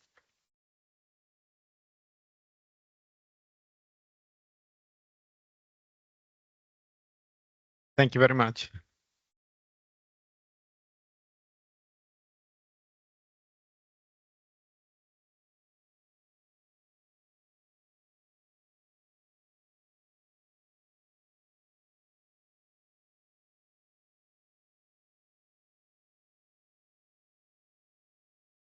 So let's move to the next speech. So this is the part where we are trying to go into the application part. So I'm Gabriele Canini from Etna is joining me, and we will show the work that we have done at the beginning of the project on trying to have a classification of the possible proof of concept and actually what we are trying to do in the project on this plant, and both on this plant, so in the room in our pilot plant, and both on the plant from Etna. So more than a speech, it can be a discussion. Yes, so we can dialogue. Yeah, dialogue between me and Gabriele, so we can be a more like flexible on the content that we want to present. Actually, the work we started from a classification. This is a result of a work that pretty much involved everyone in the project, every partner in the project. It was a global work. So we started trying to have a classification between the proof of concept. Now the text is a bit small now that I see, but the first class is mobile robot management. Basically, the main assumption that we made is, since we want to use wireless communication, the mobility is one of the first things that we mentioned, because we are trying to use the fact that with wireless we can have a connection with mobility. And the other consideration was, okay, maybe we can try to connect something that still is not connected, and it's too maybe retrofitting something that already existing, and we try to connect or remove the cable. So the first class is the mobility robot management, and then we have a list of applications such as predictive maintenance, augmented reality and virtual reality, high dynamic control. The goal was to have to substitute the field bus. Real time, and the last use case is flexible factory, which is very broad topic, but actually it's represented in every previous class. And another important thing is to classify this kind of use case. It's been very important to understand in which the industrial environment is a very tough environment in which to propagate this kind of radio frequency signal, because the environment can have inside pipe, wall, every kind of machine, part of steel that are obstacle to the propagation of this kind of signal. So we understand and we study the low and medium complexity environment with a simple machine, not so big space and so on, or environment in which the production line on the environment or special the machine to create process like chemical industry that are very complex, can have some needed about the use of this kind of signal. Yeah, don't be afraid of the content of this slide, but it's the connection between what Luca in the introduction and also Giampaolo stated with what we are doing with these frequencies, what can be the potential, the goal, and we started to list all these use cases that we traced. Which are the requirements? In terms, we represent it in terms of latency and data rate, because these are two of the most influential requirements, not from the scientific point of view, because we know that there are a lot of parameters that you already saw in the technical presentation, but actually these are the first two that in a company we have a look on. So we want this application. What's the first two things that we are looking for? It's data rate and latency, because they are very constraint. They are a literal constraint for a lot of applications. Yes, these two kind of KPI or parameter can describe the difficult for the application in this kind of use case. How to read this slide that can help who search for application in the industrial environment. In this column, we have our cases, the case A, B, C, D, that are the case of before, and there are sub-cases in which two columns, the latency and the requirement of data rate in terms of graphics are identified by 3 clock, means that the system is not real time. There are not a big constraint related to the time. 2 clock is near real time, so the control, for example, for virtual vision and so on, can have this kind of requirement. But only one decider means, or clock, means that the system is real time. This is very demanding, because every some microsecond needs to arrive a synchronous signal, repeatable, and so on. And the star means instead the data rate. So if you look, the main demanding application is to substitute real-time field buses, today used for control robot or industrial machine with many motion, need a very short latency and high frequency clock. So it's very difficult.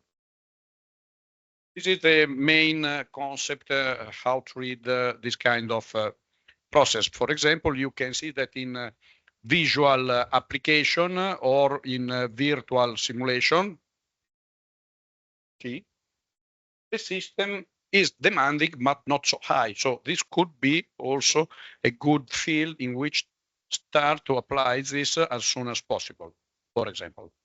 Yeah, when I mentioned the flexible factory, I was mentioning also the, as you can see in point F, the communication between machine to machine or between robots. As you can see, there are some applications which are not real time and have a low throughput, and maybe these are the first that can be implemented. But another information that we reported is the short term, mid term, and long term.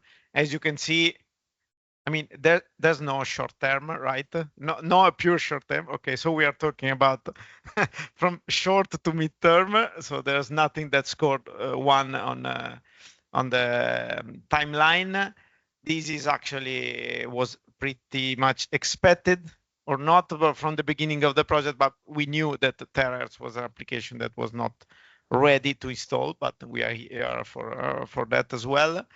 And together with Gabriele and all the partners, we try to have this with this slide in mind to define the proof of concept that can be implemented. Of course, there's a difference also in an already existing plant, so you have to adapt your proof of concept or your application on something that's already existing, and this can be like 90% of the market probably, and 10% is you're doing something new and you have a design flexibility. In that case, maybe it is easier that you have to design a plant. We know that for 5G as well, which has similar let's say, similar characteristics. But in our case, we already had the plant, we already had some proof of concept going, and so we try to adapt on this one. This is a graphical representation. It's not so important go into details because for sure you do not remember the codes, but it has I like the visualization because also for the data rate, which is a quantity which is already often discussed. It is a visualization on what we are doing. For my point of view, this is one of the most, let's say, let's agree on the fact that achieving a real time for the sake of automation, it's not possible right now. So we exclude a lot of processing. On the other process, we have to find a reason for which the extra cost of this technology can be paid. So not with the latency, because as I was saying in a previous meeting, we are in a sort of a middle ground, because or we achieve the perfect real-time field bus, or maybe we can find another application, but then on all the other application, we have to find a good balance between the extra costs we are introducing, because we already have wireless technology, cheap, I can say cheap wireless technology, affordable, yeah, that's a better word, affordable technologies. So we have to find something that is paying for this. And the data rate, given the fact that the real time is not possible right now, is a good representation. So that's the reason. I don't know if you agree, but I think with that we gave up on real time, and for now, actually we are working on that together, because together with YLab, for example, and CNIT, we are working on a project to still. I mean, we cannot reach real time, but we want to see how close we are, at least, in order to have a plan. So this is something we are working on. This is a lot of numbers, but they are representative of all the other parameters that I cited that we did not take into account in the table. And I can tell you, from my personal experience, we have a private 5G network installed in Birex. So actually, we know the state of art of the proof of concept on other technology for 5G. So we reported the current performance in millimeter wave. We were pretty much optimistic, because when we installed the network, we did not have this performance that we are seeing here. So that's another topic. The moment where we reach the actual application and we see the measurement were a bit off, but this is normal because we are in a phase technology readiness level, as Victor stated, which is in some components not so high for our industrial standard. I don't know if you want to comment on this slide. No, just look some focus about the main two KPI, the latency and jitter, because in this column we have the status today for the 5G technology, and in which column we have the value that we hope to reach at the end of our project times. These values are very demanding and are written because we hope also to arrive near to substitute wired communication link for near real-time system. Because with near real-time system, we can cover many industrial controller, many artificial vision, many predictive maintenance, and so on. So applications that gather a lot of data from many machines, so are very interesting. To reach the real time, need other value. So we have decided anyway to differentiate the latency and also the jitter in two values for applications that are not real time and doesn't require so challenging value respect other value. Anyway, during the POC that we develop at the end of this year, we can have much more information about the possibility to arrive near to this value. Yeah, this is another classification, but I think we can go pretty fast on that because we try to have a classification also on static and moving objects, so different scenarios, and also including the surfaces. But we will see this on our POC, which are different. So first phase, we had some measurement, real world measurement in one of our partners' plant, and then these measurements were about also moving the receiver and the transmitter, which recall the mobility issue that I cited at the beginning of my speech, and also simulating some scenarios which are having a line of sight or not having a line of sight. Which is one question for you. Do you think that this kind of picture describes the real environment with its problematics to have this kind of connection, because there are moving obstacle, yes, not linear. Actually, the predicted scenarios are similar to what happens. Maybe not the frequency. Maybe we are most in the not line of sight case, and very often in this case, and not so often in this case. It can happen. But actually, we represented every scenario, not with the same frequency that happens in a real plant, maybe. Because I'm going directly to our proof of concept. First of all, we had a simulation, so some of the work package focus on having a full, let's say, digital twin of the plant, studying all the scenarios that we classified before. And this is a visual representation of one of our goals. In my case, which is the BREX proof of concept, actually we can say that we started from the most difficult one. So because we started talking to you about the most difficult one, but actually in the project we started with the Gabriele one, and we are doing this in the next month. So the idea is to have a receiver on a mobile robot with a fixed transmitter, then have a simple scenario of line of sight, so having a direct sight between the receiver and the transmitter, and then utilize the IRS, which Victor already presented, for a scenario where an obstacle it happens to be in the line of sight. This is a pretty common occurrence, because as you can imagine, it's not only having the machines and the obstacle, but often we are talking about plant with moving people, moving machines, pallet, transpallet, and a lot of stuff is happening. And the idea is to adapt the behavior on the transmitter and the behavior of the IRS to the motion of the robot.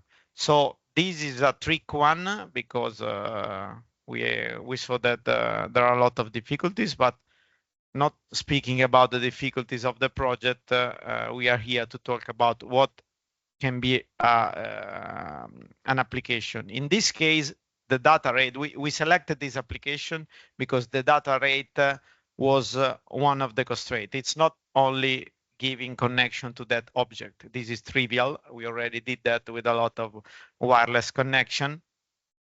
But for the sake of controlling a robot, we had a very high interest on transmitting a video streaming with high quality, because this robot, which is a simple AMR, as we developed a system to having an additional layer of intelligence. So it's not only an autonomous mobile in terms of navigation, which is again a trivial task in robotics, but also an additional layer of intelligence to detect what are the surrounding for example, the robot is seeing, not sensing, where are the fire extinguisher, for example, for safety reason, and it cannot be parked in front of a fire extinguisher, which seems not so interesting as a proof of concept, but this intelligence layer is working real time,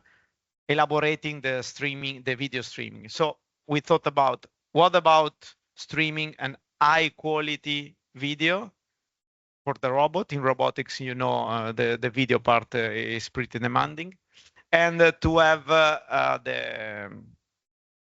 the computing part in a server, because usually the robot has everything it needs to work to operate on board.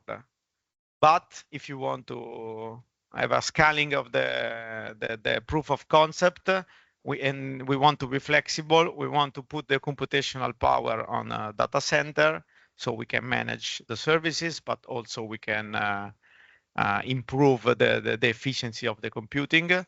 But at the same time, we need not a real-time response, as Gabriele defined with the field bus, but enough time to see that there's a place I cannot go. I cannot go there even if it's free, it's a blank space, because there are some items which are not safe and I cannot go. So this is not even a near real-time application, because if we define near real-time application, we are talking about milliseconds still, maybe 50, 10, 50. This is even less demanding in terms of latency, because a robot has the cycle of moving a robot are even seconds. Yeah, we have defined the near real time. Yeah, we are even less demanding, but on the data rate we have this part. So we decided to have this proof of concept. Still, we did not perform some tests on the field, because we are finalizing the hardware.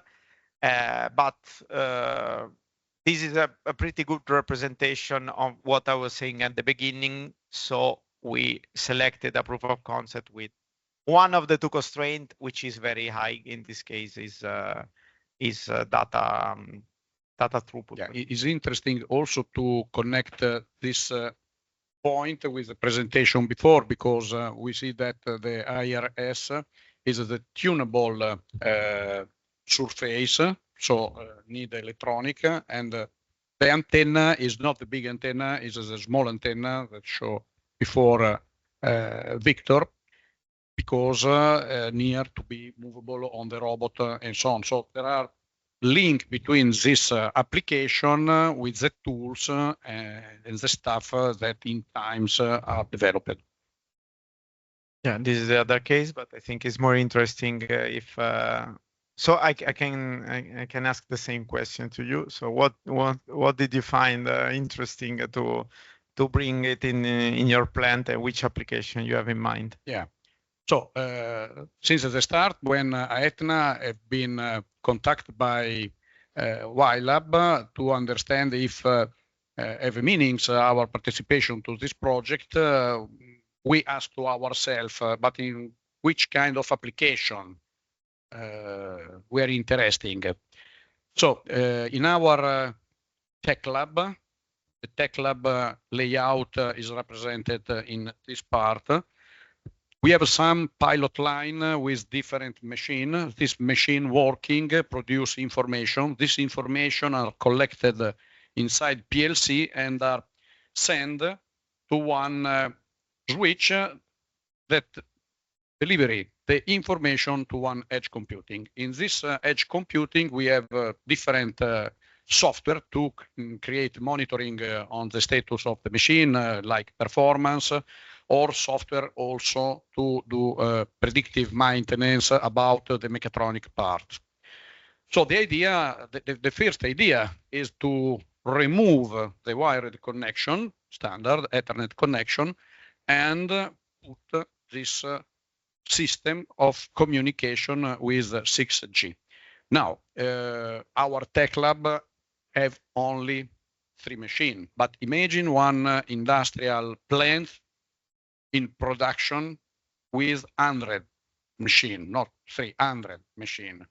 And imagine that these machines are far from the main computer that have to monitoring, for example, for industrial process, or maybe also production line very long. And you want simplify all the cabling, and you want transmit also many information. The information that come from the machine are mixed information between number, file from video camera, video stream, maybe also noise or accelerometer. There are a lot of information. So in our simple POC, the idea is to remove the wired connection between switch and edge, implement two kind of antenna. The antenna and the system that is required in our environment is the horn antenna, the big red one antenna that Victor showed before, because the distance between the elements are very high. The total distance between transmitter and receiver and vice versa, because it's a bidirectional communication, is more or less 60 meters. So the distance is a lot. The challenge in this proof of concept is to create one point in which the beam can be reflected, and because this point and this cannot speak directly because there is a wall. So using also the technology of passive intelligent reflective surface. What we want to do is to achieve much data from this machine, send this data to one mini PC or switch that collects this information and continuously communicate this information to the edge via all the equipment that we have developed in time. There are many constraints because this kind of path is not free. For example, we must send the radio frequency beam between the top of the machine and the bottom part of the light. So we have only 1 meter in which to create this channel for the beam. So this represents, in simplified way, some obstacles that can be found in the real industrial environment. So at the end of this year, we will have some more information about this kind of result.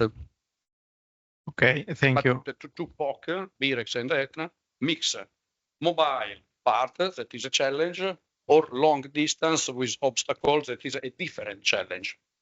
So when the POC will work, not if, when the POC will work, you will find a benefit from this that can be like explained to your colleagues. So you are obtaining something that can be in the near future, not maybe in the next year, but in your plant or for your customers, maybe, to have this solution as an alternative with a more high performance wireless, but without requiring, in your case, an high distance and like a cable of high length.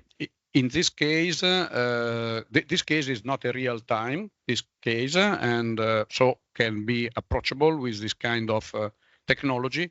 I think that to achieve a real benefit should grow also the capability of the PLC, because, for example, in the future, the PLC shouldn't be hardware PLC with the software inside.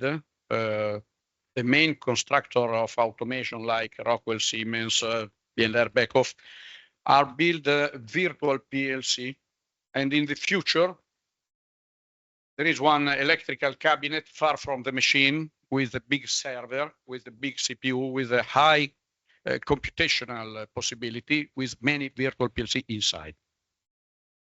This system should be connected, must be connected with the driver of the machine. So we do this wired, or maybe have a possibility to do better with the radio frequency, with high frequency system. Maybe the second one can be more approachable. Yeah. So maybe in the for answer to your question, I don't think that immediately tomorrow should be a benefit up on this system. But if all equipment grow in terms of virtualization of PLC, virtualization of system, high capability of calculation, this should be put far from the machine and need a fast communication system with a radio beam. Yeah. So so the answer is, it's, if this happens, what you already cited, it's not only for the mobile part, which is obvious, which is we cannot have a cable that, but even for the static, let's say static machine, if the technology grows enough, we can think of this type of connection, because already removing the wire is already a good benefit, even without a moving object. Exactly. Right. Yeah. In the future, on the robot and automatic machine, the hardware for control the machine disappear. Remains the hardware to control the motor, but the clever part, brain part, stay outside in a big computer with virtual PLC inside. You already we had another slide, but I think you already mentioned everything, and this is layout of the real layout of our block. We have the two main system for communication, A first and A second. This is the point in which apply the passive reflective intelligent surface, and you can observe that the radio beam pass over the top of the machine, mustn't be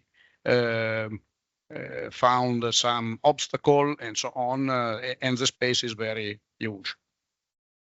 It's huge. I think this is a graphical representation of the alignment. Yeah, it's only a matter of being aligned with the beam. So being transparent, there are some issues, not issues, but some things to take into account when we are bringing that on the real plant. But we think that the investment is enough. I mean, it's worth enough to do, not for maybe changing products and machine maybe in the next year, but respecting the timeline that we cited. So a few years, maybe we have some benefits. Can you jump to the first slide just to recall some point? First. Okay, so this is the real important added value that we can have done in this project from the start, describing several use cases depending by the industrial environment and industrial application. These use cases are recalled also in many other issues, and we think that some of this can be achievable at the end of TIMES project. Even at the TIMES project, even of this, we already mentioned. So there is work also for the future. Okay. Thank you very much. Thank you very much. If there are some questions. Any question? Please. Question. So in your opinion, what is the importance of having as soon as possible a standard on that? So I mean, I see that in the short medium term, you might have perhaps THz devices that are not standard, because the standardization takes place years. Okay, so that I mean proprietary hardware. If you want to wait for a standard, perhaps you have to wait for, I don't know, 20, 30, even more, because it's still not clear whether in CG THz will be included or not. So you think that in the medium term, short term, having proprietary, let's say, devices that are compliant with the specification, the KPIs you mentioned, will be enough for a point of view of a company, or it is better to wait for a standard, but with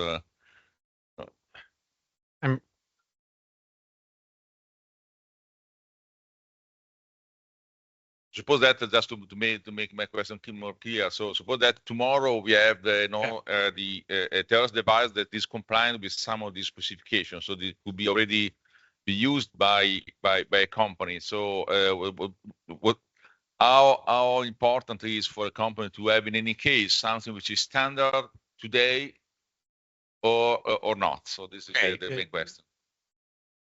Answering shorting, I don't think that need to have a standard today, because if we observe other technology like Wi-Fi communication with device over Ethernet or USB that are applied in industrial communication, where the distance between the device is not so much, but the device are in movement, doesn't have reached its popularity because are standard. Reach their popularity because need to do that, because you cannot have one wired cable between two objects that are movable.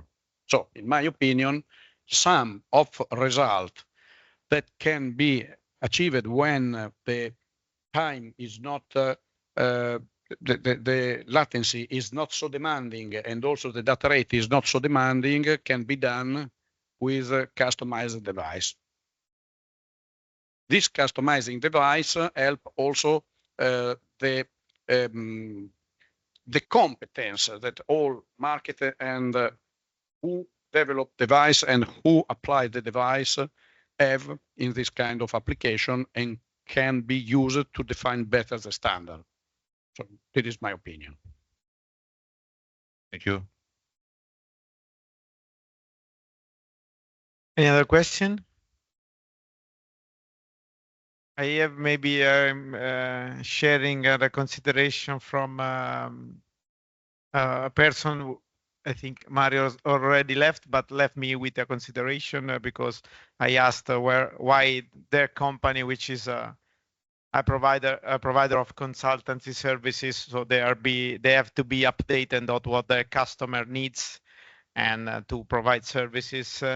And actually, he's a technician. He told me that his main problem is not related with new technology, not related with the performance, but it's only the sake of the business people on his company.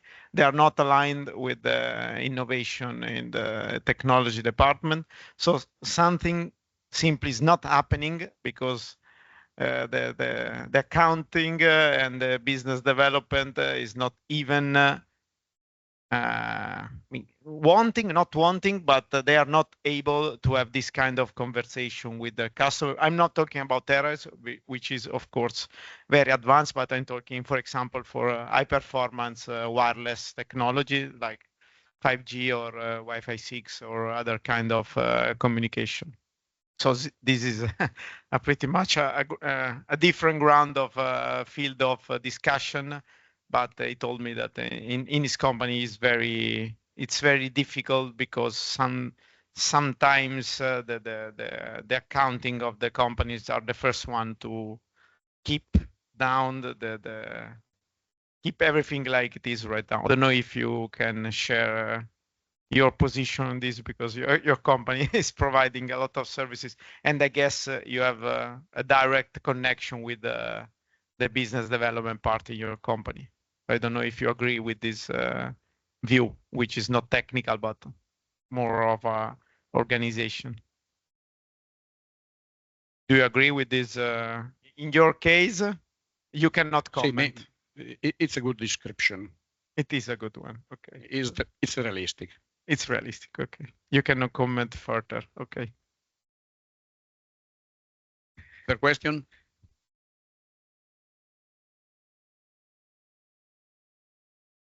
Just final question about practical nature, in your opinion, also the guest here. Who do you think will be the first ideal customer for THz communication? I mean, the companies who produce the machine, automatic machine, for example, that should embed already wireless connectivity at THz frequencies, or end users that utilize the machine, something like you, whatever. Would you, if you have to mention one customer that might be in the future, which is the category that you think it might be best? I think that first, I answer first. I think if I have to pick only one, I would not pick end user, never. But I would pick operators or provider. I don't know, maybe if we have, I don't know if Per is connected by Telenor or Huawei, if they have a different, but I think that it's not a pull from the end user, but it should be more of a push from the provider. I'm seeing this on the 5G connection. So there are the operators which are pushing some application, even when they are not needed, maybe strictly needed, but it's still a start. So with 5G, we started like forcing up some application, but then maybe the end user, they can find something. But I don't think that the pull from the market right now is enough to have a good development of the environment to be self-sustainable in the future. So it should be like some investment from some providers and operators to see. I have the THz device. I will install you in your plant and I will show you that it is better.